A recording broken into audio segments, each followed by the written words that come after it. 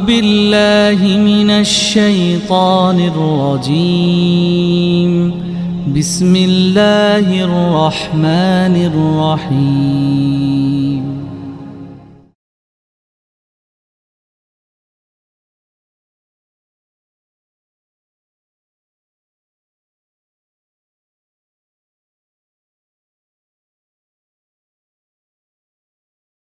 Orang-orang yang ihsan atau muhsinin itu adalah orang-orang yang insya Allah ya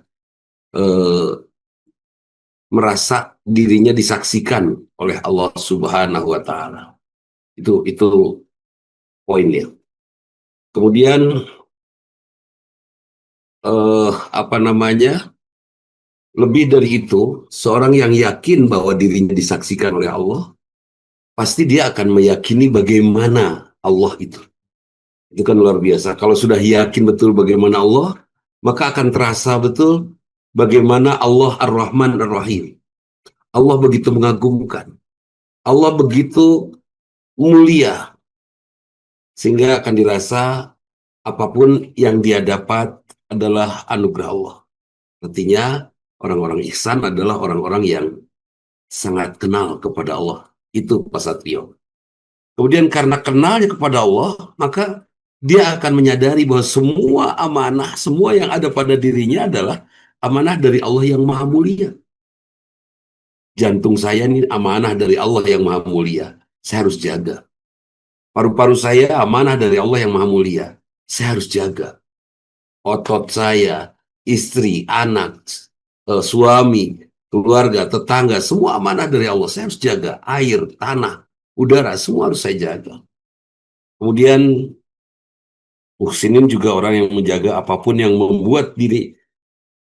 Kalau kita muhsin, Ustadz Hashim, muhsinin, Prof. Azali muhsinin, tentu dia akan menghindarkan dirinya dari sesuatu yang membuat dirinya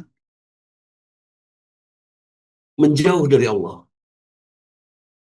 Masya Allah, kalau sudah kenal kepada Allah, Ustadz Usman Salahuddin, itu Kang Ferry, kita akan takut untuk seharusnya ya, kita akan takut kembali menjauh dari Allah.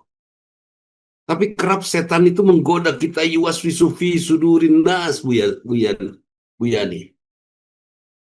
Kerap menggoda kita, menggoda sampai akhirnya tanpa kita sadar kita jauh lagi dari Allah. Itu yang disebut iman itu bertambah dan berkurang. Yazid wa yankus. Rasa dekatnya menambah, tiba-tiba lupa pada Allah. Nah, orang-orang ihsan akan sangat sungguh-sungguh untuk menjaga dirinya dari kesombongan. Sehingga tadi disebutkan oleh siapa yang digambarkan oleh Ibrahim ya, Ibrahim bin Adam ya. Itu beliau menyampaikan takut untuk kaya, kesimpulannya begitulah. Takut untuk kaya, takut untuk nyenyak, takut untuk merasakan tenang, bahagia, gembira duniawi yang membuat dirinya menjauh dari Allah. Kenapa tidak mau kaya? Itu luar biasa itu. Saya takut kekayaan, saya menutupi hati saya sehingga saya tidak lagi menikmati indahnya jatuh cinta kepada Allah. Itu muhsinin. Saya takut tidur nyenyak, khawatir tidur nyenyak saya membuat saya malu, membuat saya lupa kepada Allah dan akhirnya saya tidak lagi merasakan bagaimana merindukan Allah. Nah, karena itu orang-orang muhsinin akan sangat sungguh-sungguh memanfaatkan semua anugerah Allah. Ada kayu di depan rumah, dia akan manfaatkan semaksimal mungkin sampai kayu ini memiliki nilai jual yang luar biasa. Jadi Ustadz Ahmad Humaydi, saya pikir wajar ya Ustadz ya, kalau seandainya Rasulullah hanya 23 tahun saja menyampaikan al-Islam dan al-Islam langsung mendunia. Karena apa? Rasulullah dan orang-orang yang bersamanya adalah muhsinin. Yang betul-betul gini, saya dapat apa ya, sebut saja dapat seekor burung dari Allah. Sepasang burung dari Allah. Burung ini pasti akan saya manfaatkan sedemikian rupa seperti apa yang Allah inginkan. Saya rawat, saya jaga kesehatannya, sampai Masya Allah beranak pinak dan besar luar biasa, banyak luar biasa. Semuanya akan maksimal kalau kita memanfaatkan anugerah-anugerah ini dengan keyakinan Allah yang maha mulia lah yang memberikannya. Suatu saat Kang Agus, Kang Jenderal ini Masya Allah, Kang Agus, suatu saat saya mendapatkan titipan dari Pak Bupati Kabupaten Bandung Barat. Titipan benih tanaman. Beberapa buah saja. 4 jenis buah. Saya tanam. Karena ini dari Pak Bupati, saya jaga. Saya siram, bahkan ditulis dilarang merusak. Kenapa? Titipan dari Pak Bupati. Kenapa? Takut nanti Pak Bupati datang lagi nanya, kemana? Mana benih yang waktu itu saya sampaikan? Kan itu ya. Nah, orang-orang muhsin itu sangat tahu betul. Semuanya dijaga maksimal karena Allah pasti akan menanyakan lagi apa yang sudah diamanahkan itu. Ya, Kang Jajat ya, dapat amanah di Bio Farma untuk mengerjakan sebaik-baiknya. Saya yakin akan mengerjakan sebaik-baiknya karena takut nanti direktur tahu, udah. Kalau kita asal-asalan bisa dipecat kita, atau gradasi bisa turun itu, degradasi atau mungkin kita tidak akan mendapatkan apresiasi yang bagus. Kita ingin dapat penghargaan dari Allah. Kalau saya mengharapkan penghargaan dari Pak Maman Surjana, saya ingin mendapatkan penghargaan dari Kang Ferry, dari Ibu Hafidhah, dari siapa saja yang ada di sini misalnya. Itu besok lusa meninggal itu. Penghargaan itu sudah selesai. Tapi kalau saya ingin mendapatkan penghargaan dari Allah, itu akan saya dapatkan nanti. Dan kalau saya berbicara dengan Dokter Del, bahwa ketika kita menjaga amanah Allah, maka kita akan mendapatkan apresiasi surga. Ternyata Ustaz Ahum, surga itu tidak hanya di akhirat sana. Ketika jantung saya jaga sebagai amanah Allah, saya akan mendapatkan surga di dunia ini dengan jantung sehat dan hidup sehat, dan di akhirat akan diberi apresiasi oleh Allah surga al-jannatun naim yang sesungguhnya kan itu.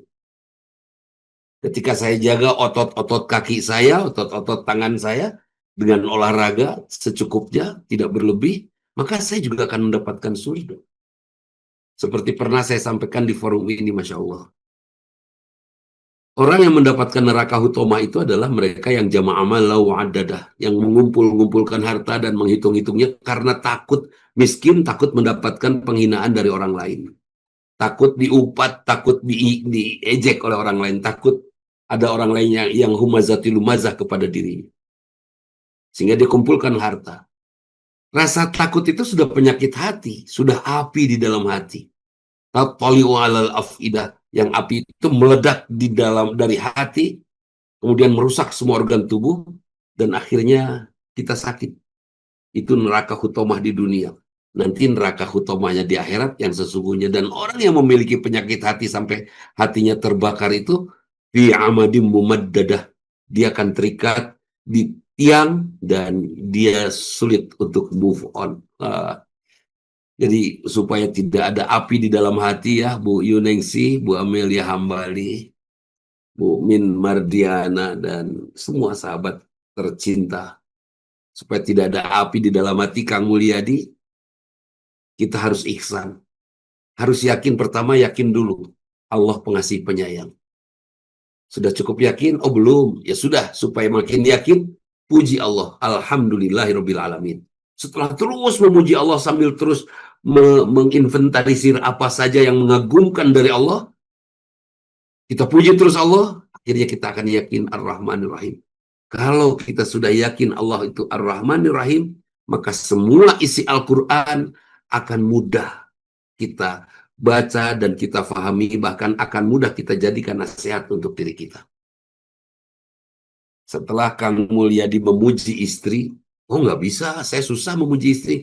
Ya sudah, supaya bisa memuji istri, kita merendah dulu di hadapan istri. Setelah merendah di hadapan istri, baru kita bisa memuji istri. Kalau kita sudah merendah di hadapan istri, baru Kang Mulyadi, kita bisa merinci apa-apa saja Kang yang dimiliki, hal yang dimiliki yang mengagumkan dari istri. Tapi kalau kita masih apa namanya, Kang Jat, kalau kita masih bisa mencari keburukan istri, ya Kang Ferry, Ustaz Ahum, kalau kita, Ustaz Usman, kalau kita masih bisa menemukan keburukan istri, artinya kita belum cukup merendah. Masih ada sedikit sombong-sombongnya. Karena apa? Ketika kita melihat keburukan yang lain, di situ akan ada At-tali'u alal afidah, akan ada api yang akan meledak dalam hati kita dan kita akan letih, capek kita. Nah, dengan ihsan ini kita yakin, oh dari Allah. Tapi saya punya anak-anak, 20 orang anak saya nakal semua, anugerah dari Allah. Mudah-mudahan dengan 20 orang anak nakal yang menjadi anak kita, kita bisa menjadi bijaksana, menjadi bapak yang bijaksana. Oh, ini training dari Allah melalui anak-anak saya. Ini training dari Allah melalui suami saya. Ini training dari Allah melalui istri saya dan seterusnya. Dan gitu. Nah, ini karena dia tahu Allah itu pengasih penyayang. Dengan keyakinan kalau sudah Allah pengasih penyayang, tidak mungkin Allah yang maha pengasih, maha penyayang memberikan sesuatu yang buruk untuk kita. Mustahil. Jangankan untuk kita yang beriman kepadanya. Untuk siapa? Orang-orang kafir aja Allah masih memuliakan orang-orang kafir dengan memberikan banyak hal. Ya kan? Karena itu orang-orang muhsinin akan memanfaatkan semua pemberian Allah itu dengan sangat sungguh-sungguh sampai akhirnya tidak ada sedikit pun yang diterima dari amanah-amanah yang Allah berikan itu yang akan berlalu sia-sia dalam perjalanan. Ini yang luar biasa. Ada pertanyaan tadi, Ustadz, apakah benar? Ini tadi itu pagi. Apakah benar Allah itu satu-satunya tempat curhat yang paling aman? Katanya kan itu ya. Kira-kira jawabannya apa? Teman-teman yang lain menjawab, oh ya, hanya Allah tempat curhat kita. Wih, juara. Bahasanya si ganunyaan. Saya menjawab, kalau kita sudah kenal Allah, kalau kita sudah yakin Allah itu pengasih penyayang, saya yakin kita tidak akan pernah berani curhat kepada Allah, karena kita tahu tidak ada yang Allah berikan kepada kita yang menyesakkan perasaan kita, karena kita yakin bahwa pemberian Allah pasti bermanfaat. Jadi akan ada nggak curhat kepada Allah? Nggak ada.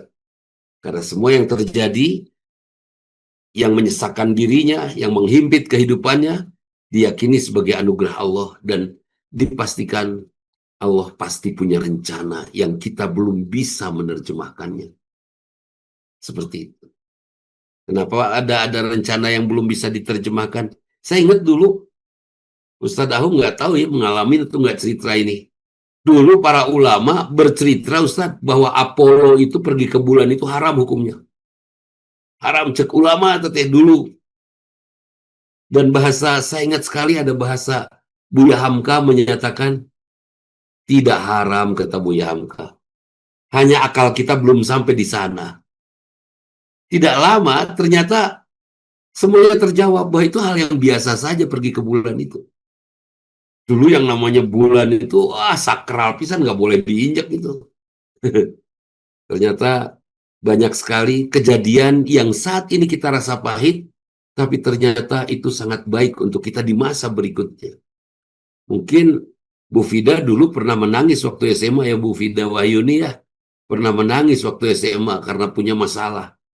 Dianggap masalah itu begitu menghimpit. Karena akal kita tidak sampai untuk menerjemahkan masalah itu sebagai anugerah Allah, kita nangis. Tapi sesudah itu lewat, kita tersenyum mengingat masalah itu waktu itu kan itu. Dulu teh ya, padahal teh sederhana sekali. Banyak sekali.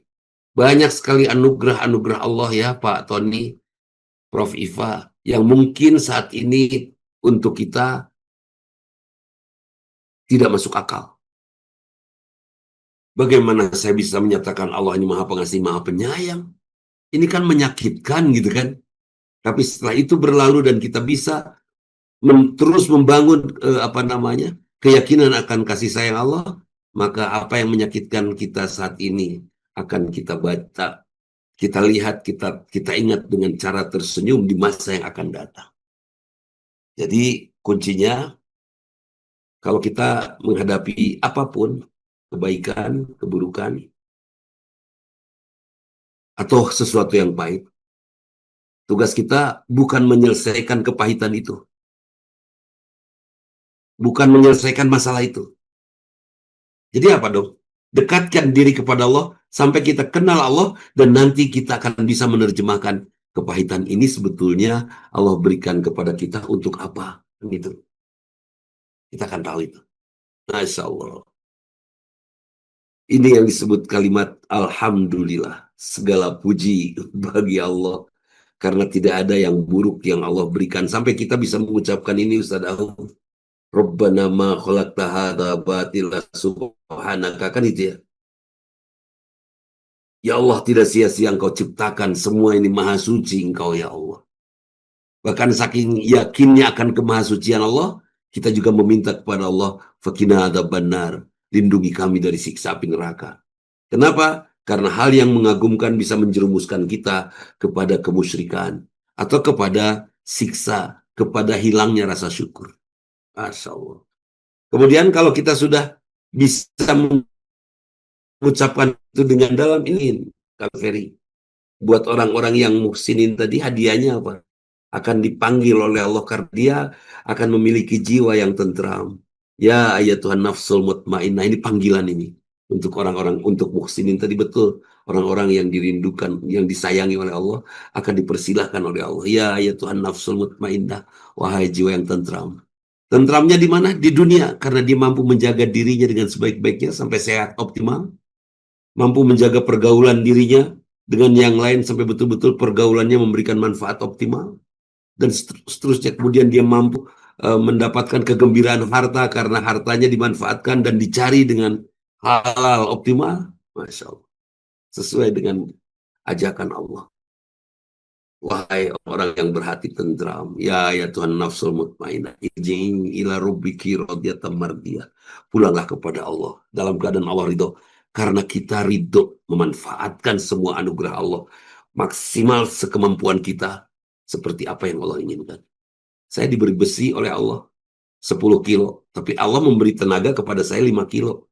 Jangan maksa kita mengangkat yang 10 kilo, tapi angkat yang 5 kilo. Terus ada yang 2 kilo, mana yang kita pilih, ngangkat yang 5 kilo atau yang 2 kilo? Allah memberi saya tenaga untuk bisa ngangkat 5 kilo, saya akan angkat yang 5 kilo. Tidak akan saya angkat yang 2 kilo. Dan tidak akan saya angkat yang 10 kilo karena saya tidak mampu. Maksimal kita lakukan seperti apa yang Allah berikan sesuai dengan modalnya. Irji'i ila rabbiki radiyatan mardiyah wadkhuli fi ibadi. Masuk. Nah, ini yang luar biasa ini. Masuklah kamu ke dalam golongan hambaku. Ini ajakan saya kepada semua sahabat di Zoom tercinta ini, Masya Allah. Wahai sahabat semua jamaah Zoomiyah lah, jamaah Majelis Madani ini. Sing saroleh ya. Kamu lihat di sing soleh, kamu lihat di Pak Maman, soleh Pak Maman udah. Bu Emilia soleh, Kang Yan soleh, kita soleh soleha semua.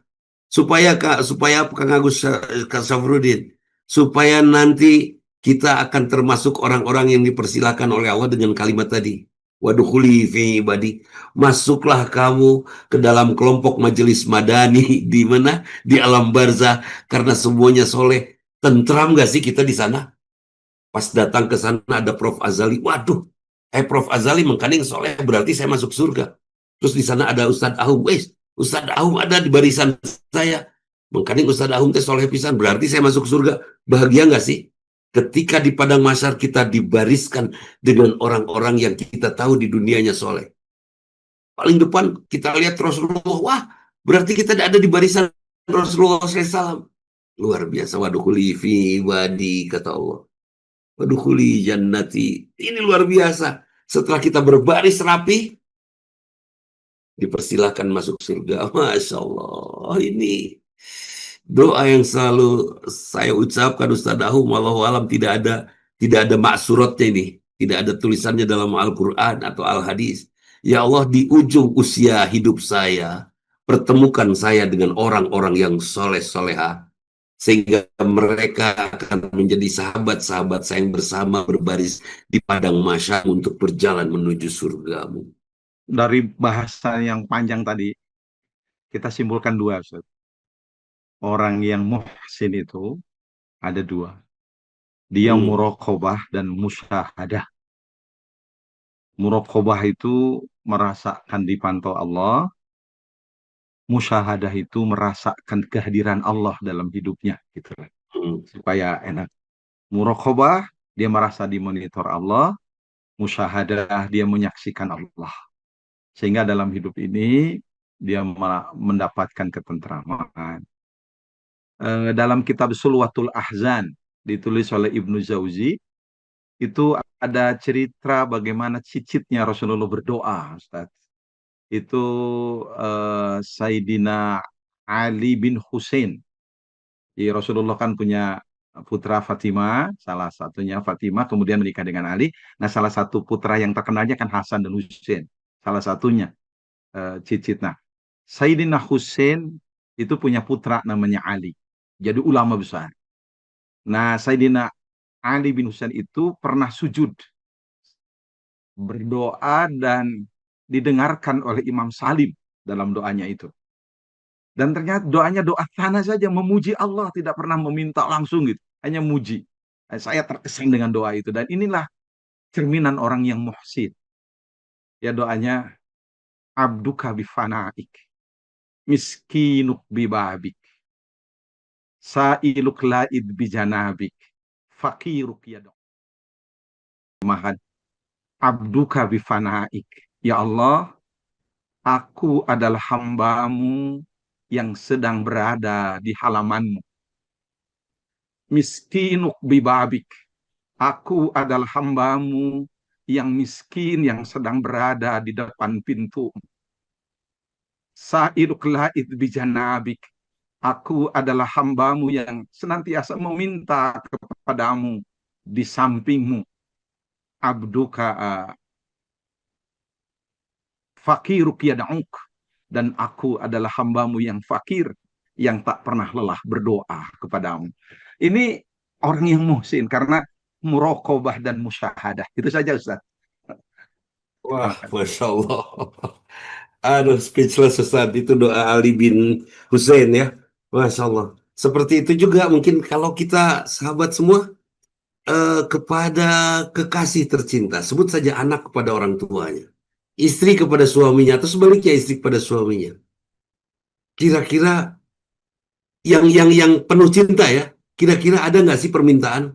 Kang minta ini dong, Kang minta itu, Bu minta ini, minta itu, atau kepada orang tua, Ibu, Bapak pengen ini, pengen ini. Kalau sudah kagum, yang akan hadir hanya pujian dan pengakuan. Seperti tadi Ali bin Hussein tadi, Masya Allah. Bapak, kalau saya kepada Bapak saya yang bodoh, minta ampun atas kesalahan saya. Sudah tidak minta apa-apa lagi, sudah minta ampunan. Saya duduk di sini karena saya bahagia menatapmu. Ah, ini kalau bahasa gombal ya, aku bahagia menatapmu. Engkau begitu indah dan seterusnya. Mungkin kita yang penuh cinta kepada Allah karena keyakinan akan rahman rahimnya Allah pun, kita akan terus memuji Allah. Dan mungkin juga kita akan malu meminta, karena dengan memuji Allah kita temukan seluruh kenikmatan dalam hidup kita. Ya kan, memuji yang tercinta teh eduna tuh. Ya Ustaz Nahum ya. Nah itu mungkin mangga Ustaz Irsyad. Baik, alhamdulillah jazakallah khairan katsiran. Nuhun Ustadz Ahmad Humaydi, ayahanda Ustadz Udi Mutakin yang sudah memberikan gambaran yang komprehensif bagi kita semuanya berkenaan dengan bagaimana menjadi hamba yang dicintai Allah. Tentunya banyak sekali ya tadi dicatat atau ditemukan dalam kajian Ustadz Ahmad Humaydi bahwa ada sekitar 12 ciri ya berkenaan dengan hamba yang dicintai oleh Allah. Kalau 12 ciri berarti kurang lebih 12 pertemuan, itu satu semester ya Ustadz ya. Insya Allah kita jamaah menunggulah ciri-ciri yang lainnya. Bapak Ibu jamaah Majelis Madani semuanya, alhamdulillah tadi kita simak kajian yang disampaikan oleh Ustadz Ahmad Humaydi. Tentunya perilaku ihsan merupakan ekspresi paling nyata, ekspresi paling konkret bagaimana keimanan yang hadir dalam diri seorang muslim. Karena tentunya perbuatan ihsan ini berkenaan dengan akhlak kita, sehingga kita bisa mencintai sesama, mencintai lingkungan, segala macam yang ada di alam semesta ini. Jadi kehadiran kita sebagai seorang muslim betul-betul menjadi bermanfaat bagi alam semesta. Mudah-mudahan kita menjadi muhsin yang betul-betul diridhoi oleh Allah Subhanahu wa Ta'ala. Bapak Ibu, terima kasih sekali lagi kami aturkan atas partisipasi kehadirannya yang hadir di Zoom dan juga di channel YouTube Majelis Madani. Mudah-mudahan pertemuan malam hari ini menjadikan diri kita semakin baik ilmunya, semakin baik takwanya. Dan tentunya tidak lupa kita mohon kepada Allah, mudah-mudahan malam hari ini kita mendapatkan ampunan yang paling terbaik dari Allah Subhanahu wa Ta'ala. Mudah-mudahan Bapak Ibu sehat selalu. Kita bertemu lagi di Sabtu yang akan datang dalam keadaan sehat walafiat dan dilimpahi keberkahan Allah Subhanahu wa Ta'ala. Kami selaku pengelola Majelis Madani memohon maaf apabila ada hal-hal yang kurang berkenan. Kita bertemu lagi di Sabtu yang akan datang. Akhirul kalam, nasru minallah fatun qarib wa basyiril mu'minin. Billahi taufiq wal hidayah. Wassalamualaikum warahmatullahi wabarakatuh. Waalaikumsalam warahmatullahi wabarakatuh.